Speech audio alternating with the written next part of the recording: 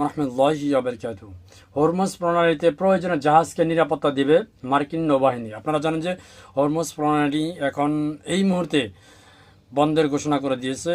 আর এই হরমুজ প্রণালী বন্ধের থাকার কারণে সারা বিশ্ব কিন্তু বড় ধরনের একটা ধাক্কা খাবে। এর মধ্যে বাংলাদেশও কিন্তু বাকি থাকবে না।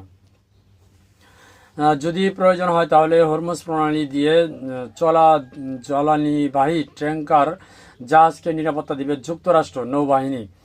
দেশটির প্রেসিডেন্ট ডোনাল্ড ট্রাম্প বুধবার সামাজিক যোগাযোগ মাধ্যম ট্রুথ সোশ্যালে এক পোস্টে এই তথ্য জানিয়েছেন। এছাড়াও জাহাজ চলাচলের জন্য নিজ প্রশাসনকে ইন্স্যুরেন্স প্রদানের নির্দেশও দিয়েছেন তিনি।